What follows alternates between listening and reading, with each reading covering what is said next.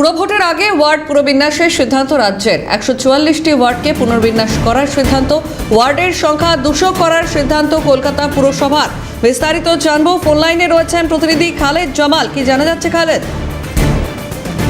দেখো, পালা বদলের পর মুখ্যমন্ত্রী শুভেন্দু অধিকারী যখন ক্ষমতায় আসেন তখন কিন্তু তিনি যে সিদ্ধান্ত নিয়েছিলেন সেই সিদ্ধান্ত হলো যে কলকাতা পুরসভার যে সমস্ত ওয়ার্ড অনেক বড় রয়েছে সেই ওয়ার্ডটা ছোট করা হবে এবং সেই ক্ষেত্রেই কিন্তু তার নির্দেশ অনুযায়ী ইতিমধ্যে পুর নগরোন্নয়ন দপ্তর থেকে একটা নির্দেশিকা কলকাতা পুরসভার কাছে গেছে।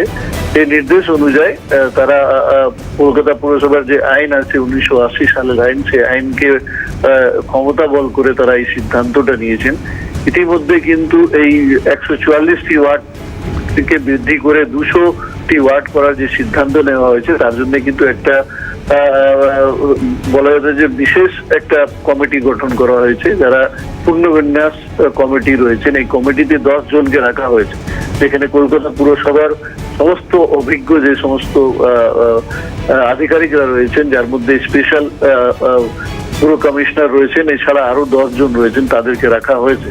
তার পাশাপাশি আমন্ত্রিত চেয়ারম্যান হিসাবে DO Kolkata, DO south, Kolkata DO north সহ আরো বেশ কয়েকজনকে রাখা হয়েছে।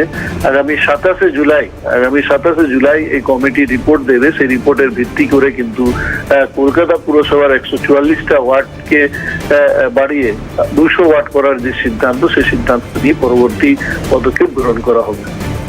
বেশ, ধন্যবাদ খালেদ। ফোন লাইনে ছিলেন প্রতিনিধি খালেদ জামাল।